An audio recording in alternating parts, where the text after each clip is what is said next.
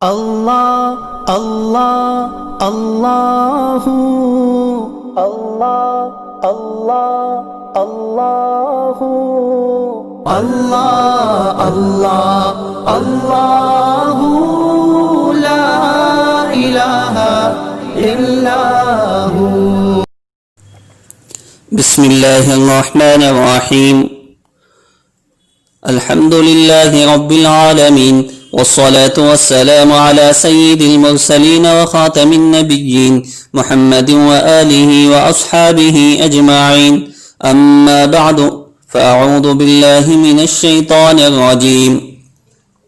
وذروا ظاهر الإثم وباطنه إن الذين يكسبون الإثم سيجزون بما كانوا يختلفون. صدق الله العظيم. معزز سامعین،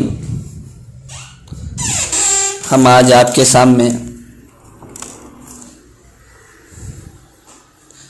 کہ سب سے بڑے عابد اور عبادت گزار بننے کا کیا فارمولہ ہے جو نبی اکرم صلی اللہ علیہ وسلم نے بیان فرمایا ہے۔ سب سے پہلی یہ بات ذہن نشین ہونی چاہیے کہ شریعت نے کوئی گوشہ ایسا نہیں چھوڑا ہے جس میں کوئی بھی انسان کل کے دن شکایت کر سکے کہ اس گوشے میں مجھے نبوی تعلیمات نہیں ملی، قرآنی ہدایات مجھے نہیں مل سکی، یہ نہیں کہہ سکتا۔ ہر انسان کا شوق ہوتا ہے کہ میں اللہ کی عبادت زیادہ سے زیادہ کروں۔ ویسے بنی اسرائیل میں اور پچھلی قوموں میں کچھ لوگ ایسے تھے جو 500 سال پوری زندگی اور کئی 100 سال پلک جھپکے بغیر اللہ کی عبادت میں مصروف رہتے تھے، دنیاوی کام و کاج سے بالاتر تھے۔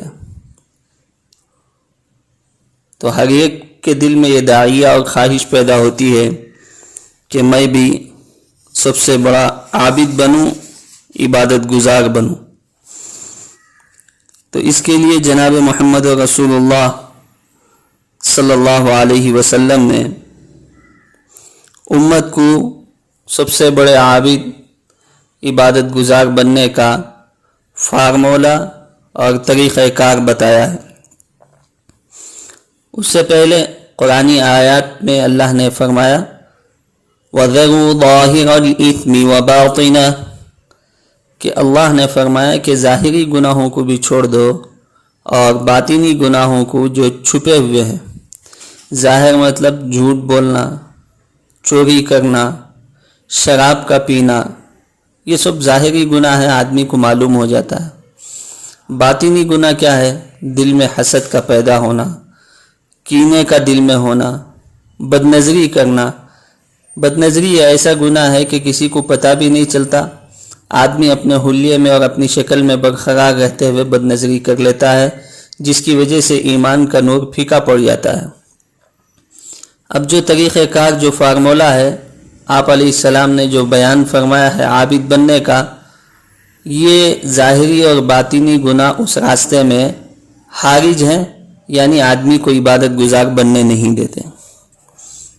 اب حدیث پاک سماعت فرمائے، آپ علیہ السلام نے ارشاد فرمایا اتق المحارم تکن عبد الناس، یعنی حرام چیزوں سے بچو تو تم لوگوں میں سب سے بڑے عابد بن جاؤ گے۔ حرام اور ناجائز چیزوں سے اپنے آپ کی حفاظت کرنا ہے، اس کی بدولت اللہ تبارک و تعالی سب سے بڑے عبادت گزار انسان میں ہمارا شمار فرمائیں گے۔ حرام سے بچنے کا نام ہی تقوی ہے، اور جس میں تقوی ہوگا وہ سب سے بڑا عابد ہوگا۔ مثال کے طور پر نماز نہ پڑھنا حرام ہے، تو اس سے بچنے کا مطلب یہ ہے کہ نماز پابندی سے پڑھنا ہے۔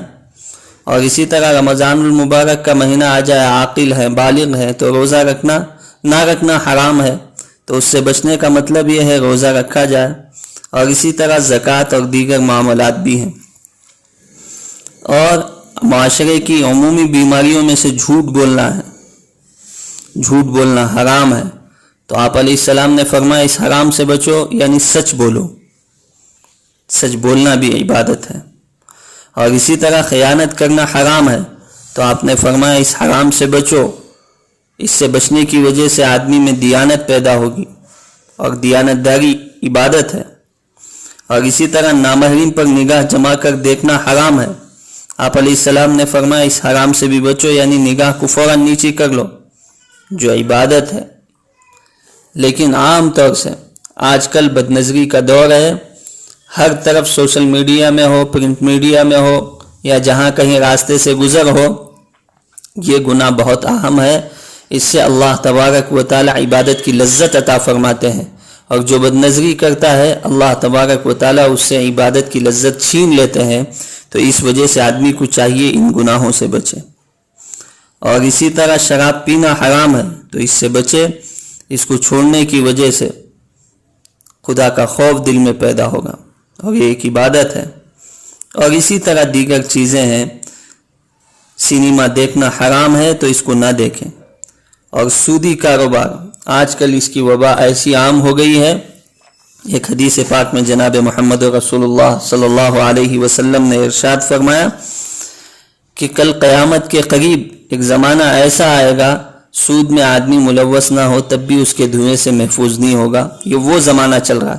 تو اس وجہ سے آدمی کو حرام چیزوں سے، سودی چیزوں سے، انٹرسٹ کے پیسوں سے بہت ہی احتیاط کرنا چاہیے، اور اپنے آپ کو، اپنے روزی کو اور اپنے بیوی بچوں کو حلال کمائی سے ان کو کھلانا چاہیے، حرام کے دانے سے اور لقمے سے بچانا چاہیے.